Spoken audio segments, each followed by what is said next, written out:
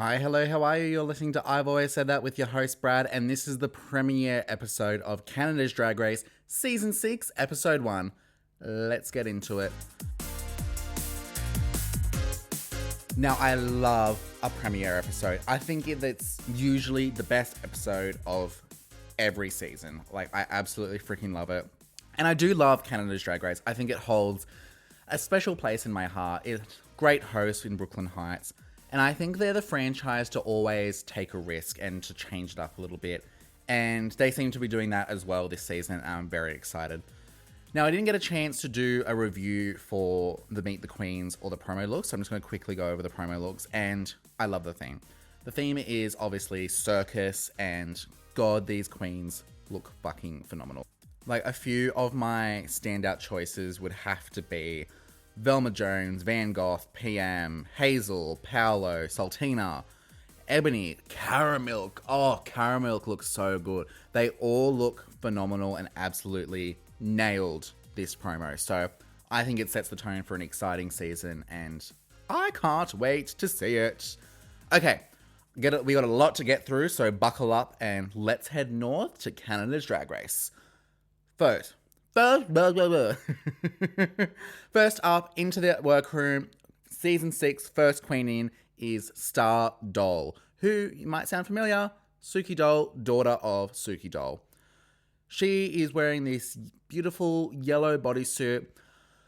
There is a lot going on. Look, there is a lot going on. She got this giant yellow star, like fringed on the edges behind her. She got ruffles going down one leg. It's very asymmetrical. Her makeup is stamped. She looks beautiful. She says, "Is season 6 the season of the star?" Well, yes. Love it. She seems to have a bright, bubbly personality, full of energy, and I'm excited to see. Not my favorite look. It is polished, but I think it's just slightly too much, in my opinion. Next into the workroom, we have Hazel. Now, she says, "Who's ready to get hazed?" Me! I am! Me! Now, it is more of a simple look, kind of like grey, black and white, college sort of schoolgirl look. Yeah, she's wearing like the short dress. She's got boots on.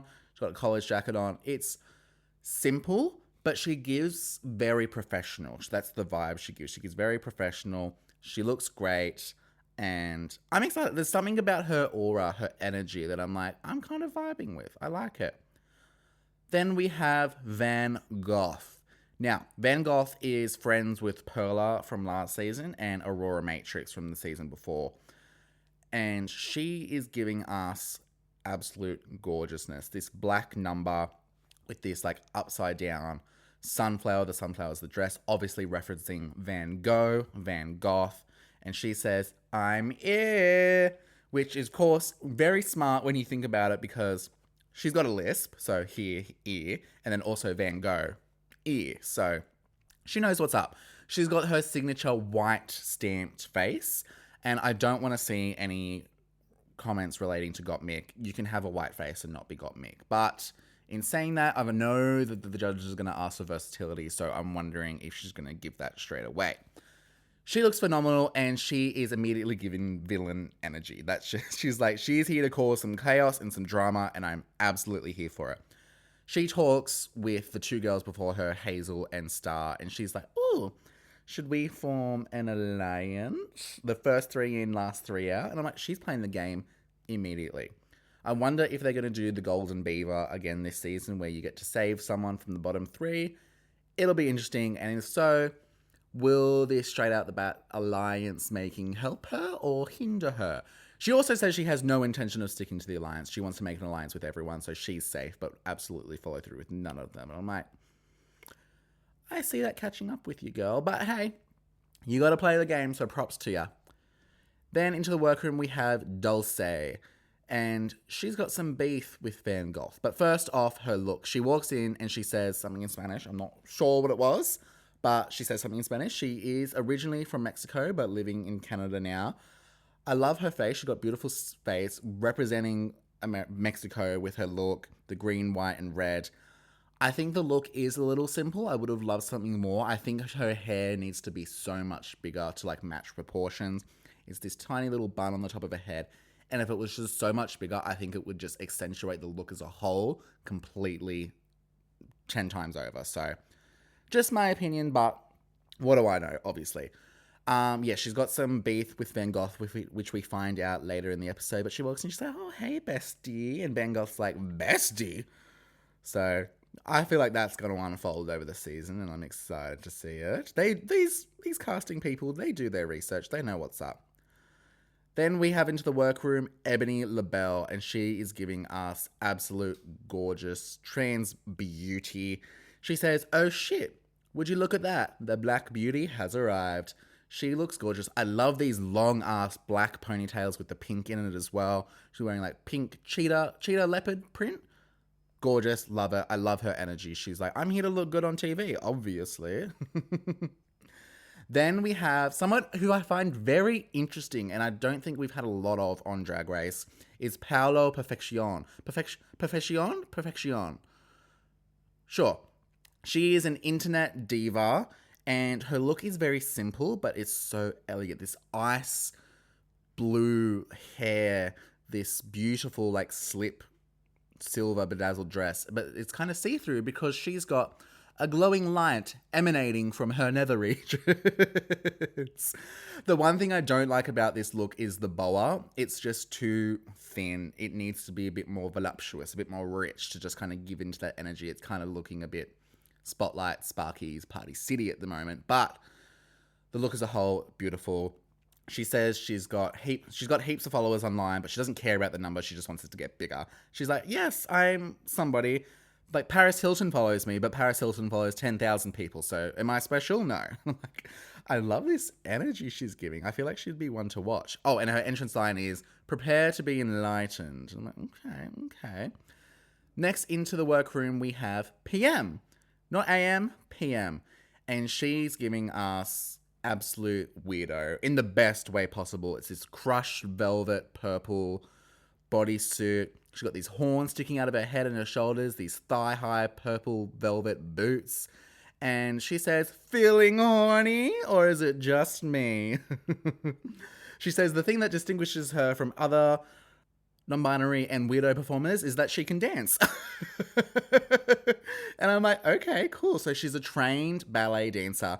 And as she walks in, she knows Hazel. And Hazel's like, "Oh, I would not want to go up against this one." So I'm like, oh, okay. So she can dance.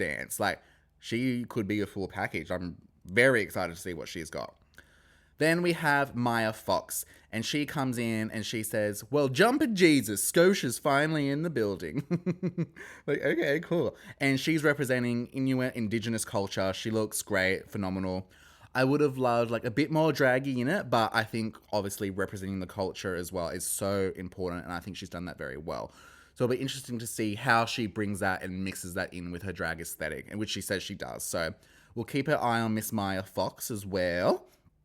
Then we have TikTok sensation, Sultina Shaker. She is the TikTok diva and daughter of season 3 winner of Canada's Drag Race, Giselle Lullaby.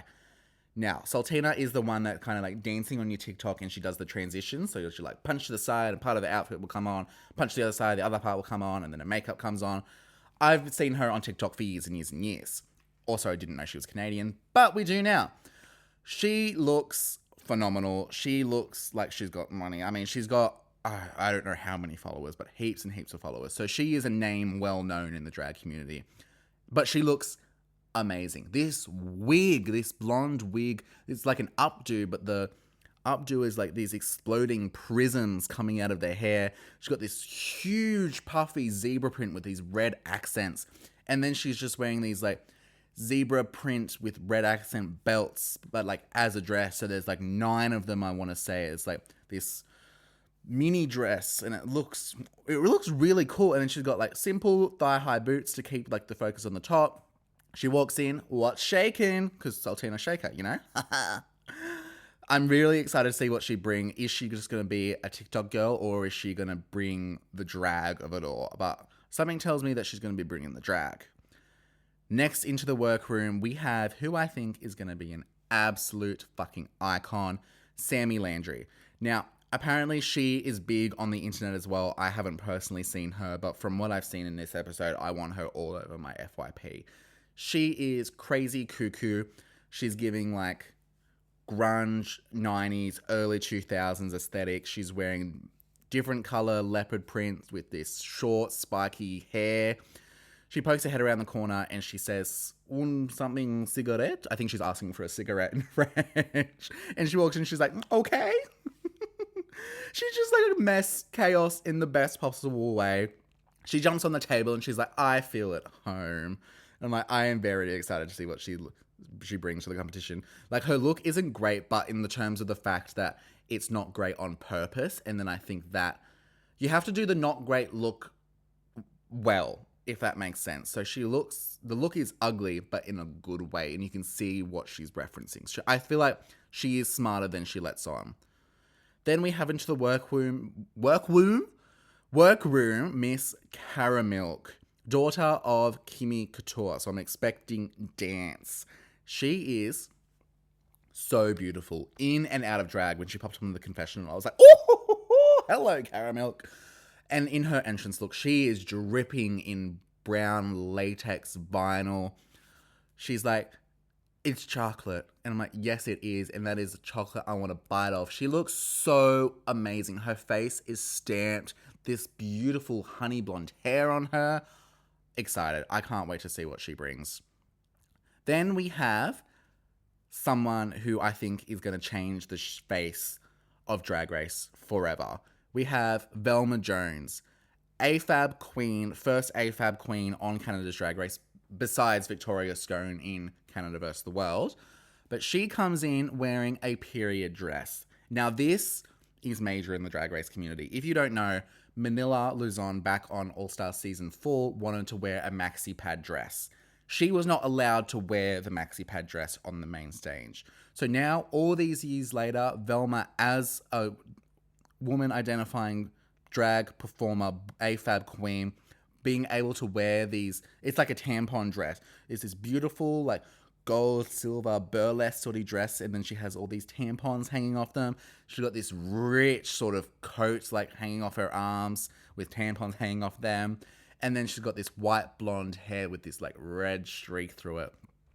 Like, it's done so well, and of course is such a political message as well. And she comes in, and what else could she say besides period?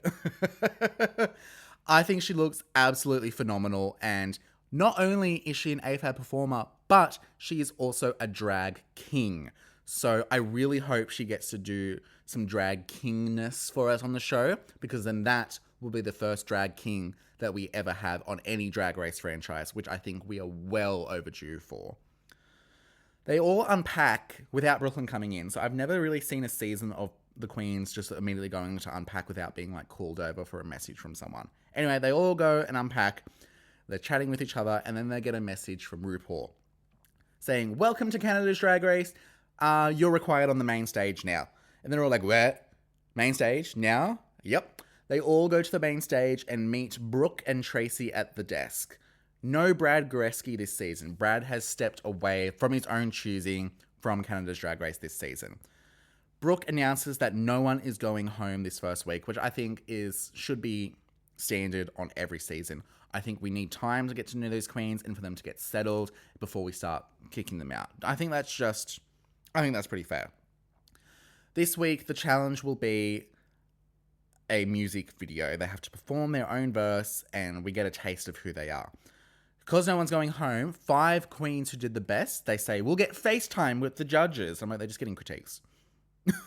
Why are they saying, like, oh, you get FaceTime with the judges? It's just critiques, which you get every episode if you're in the top or bottom. So, anyway. But the real kicker is the winner will get to perform against Brooklyn Heights at a lip sync. And I'm like, oh, that's so fun. Never before, and again, in any Drag Race franchise, has a contestant lip synced against the host. So that's going to be really fun to see. We bring out Hollywood Jade, and he announces the first challenge being the music video. It is the Sorry About It remix from season 1. If you don't remember, season 1, they had a rap battle main challenge, Sorry About It, and I think it was so fun. I think it's probably one of the best songs that's come out of Canada's Drag Race. It's phenomenal, and the fact that they're remixing and putting a verse on it is so fun. Also, Lemon the winner of reigning queen of the motherfucking world, Canada's Drag Race UK, Canada vs. the World Series 2 winner, Lemon, will also be performing. So, let's just get straight into the performances. First up, we have Saltina Shaker, and I'm like, this she's done well. She's lived up to her reputation. She looks great. And my favorite line, I think it's one of my favorite lines from any of the performances tonight, is, "Honey, shh, mummy's working." And I'm like, this is great. This is great. She looks great. She got a half black, half white wig. She's got black and white stripes. Her performance outfit. She is giving what we need to get, and we are being fed. We have Star Doll up next, and she's wearing a purple number with this golden sort of caramel hair. She's rapping and singing, and she's got a beautiful voice, I will say. She sounds phenomenal. She said, "Mama Ru called me a star, hand chose." And I'm like, what? Is there something that we've missed? I'm confused. Is this another Hormona Lisa moment? A bit of context would have been good. Then we have Maya Fox, and it's great to see this versatility in her because she looks phenomenal right now in this beautiful, like, brown outfit with a slicked back ponytail giving us Ariana Grande. I think she looks amazing, and she's done a great fucking job. I could not take my eyes off of her. We have Van Gogh, and look, she demanded your attention from the start. She is in this, what's that color? Yellow. Yellow, pink, and black performance outfit with her signature stamped mug. Zoom in, get close, stamped. And I'm like, yes. And then she ends it with, "Now up my rate." She's giving us attitude, and I fucking love it. I think she absolutely killed it. Next up, we have Velma Jones, and she's singing. She's absolutely beautiful voice. I think it's phenomenal. She also mentions don't you sometimes wear Johnny's shoes? And I'm like, oh, I hope this is alluding to the fact that we get to see Johnny Jones. I'm like, this would be really fun. I think she looks great. And she just excites me. It's something exciting to see on Drag Race. So I've got my eye on her for sure. Then we have Hazel, and she is just giving seasoned professional performer. It kind of almost looks denim, but I think it's just the color of it, like bedazzled bodysuit. Again, face, beautiful. Hair, beautiful. She did like a big rhyme line where she's like, dominating, captivating, liberating, advocating, educating, navigating, motivating, penetrating. And I'm like, oh, okay.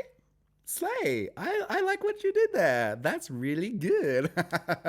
Now, we have the icon, Paolo Perfection. I can't even, think about it.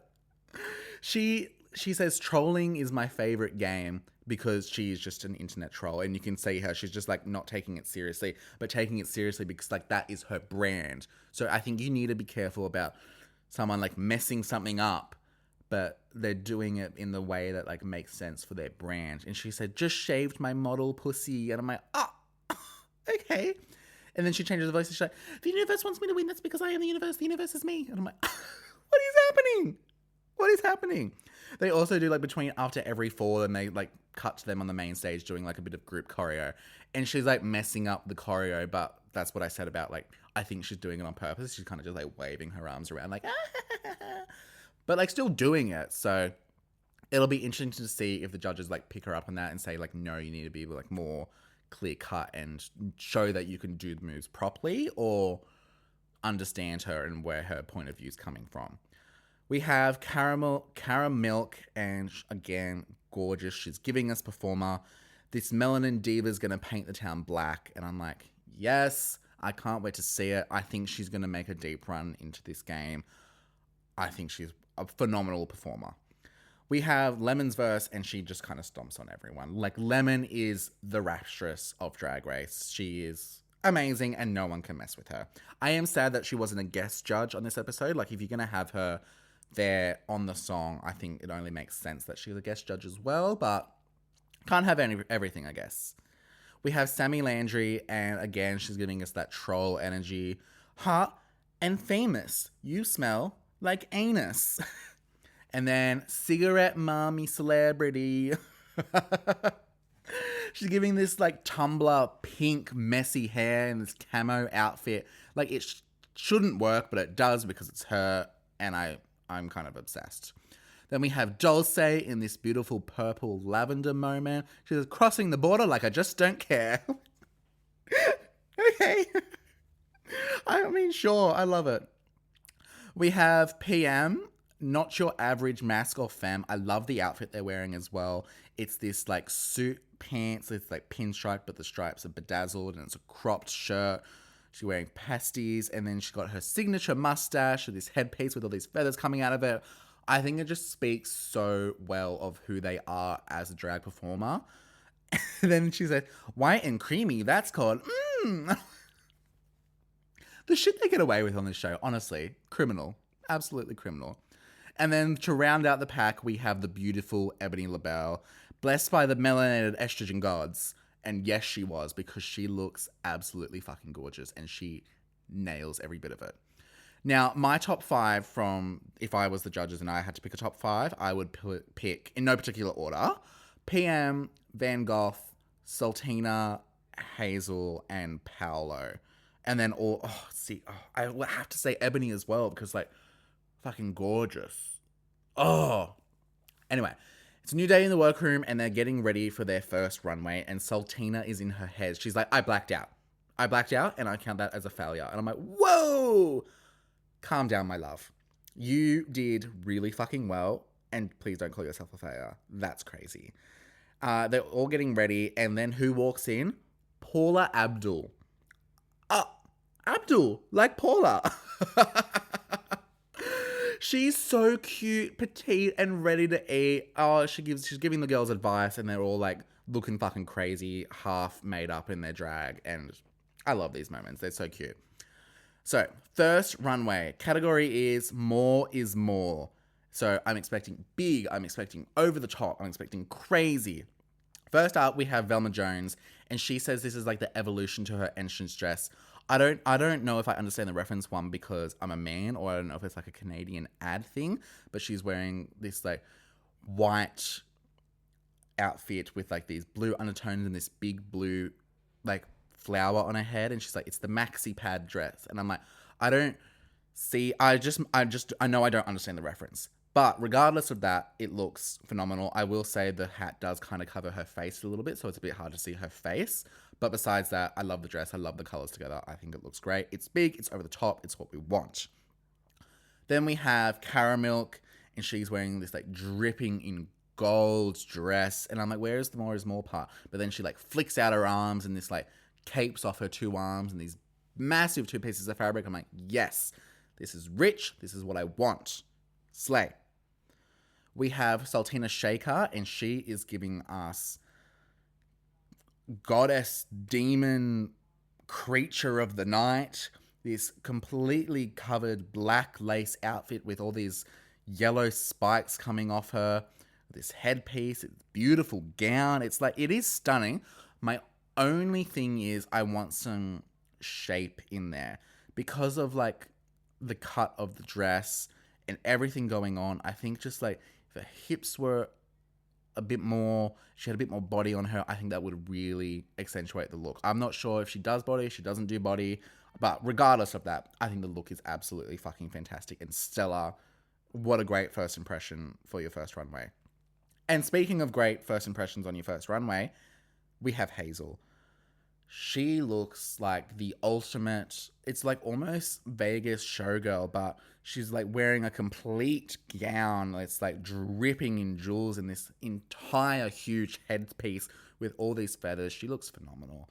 This is easily like one of my favorite looks of the night. She looks absolutely incredible. This is more and more to a T. Then we have Star Doll, and she's giving us under the sea sort of vibes in this big like coral headpiece.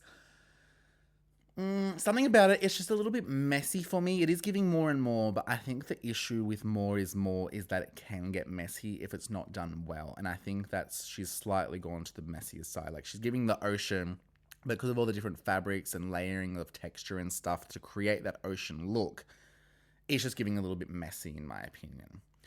Sammy Landry, and stunning. I would see this on like some sort of weird underground runway. she's wearing this dress like mismatched of different fabrics and textures, and then she's got the same on this massive coat. I think this is absolutely perfect, and most importantly, speaks to who she is as a drag performer. I think it absolutely nails that. We have Maya Fox, and she's giving us this massive black dramatic piece. It kind of calls back and does remind me of Aura Mayari's puffer look in season 15, where she's got like the kimono and it's all like puffer pleated. Pleated? Is a puffer pleated? Sure. But it's kind of giving that, but it's like leather, pleather, vinyl sort of vibe. So I think that's really fun. Definitely hits the brief of More is More. We have PM, and they are coming out as the weird drag performer that they are. It's giving neon green sea cucumber. I do love it, but she's got these like cones kind of sticking out of her legs and her head. And I just want it to be bigger. It's More is More. I want craziness. If you're going to go crazy, go all the way. Just absolutely go for it. We have Ebony LaBelle, and gosh, she looks hot. She's like deep red, like encrusted in like glitter and diamonds and shit, with this like deep like navy blue. She's got the do-rag on, and it's like encrusted red as well. Looks phenomenal. The only thing is missing, I just want the More is More. It needs to be bigger. Like, if she pulls like a Simone moment and had the do-rag coming all the way down as like a train, I think that would be incredible as well.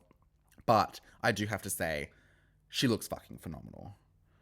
Then we have Paolo Perfection, and she's giving us ethereal goddess in this white drapery, this kind of like wettish dry hair look. Her legs are out, they look delicious, but it's lacking the More is More again. So I'm like, I just need something else to hit it so it's into that category of More is More.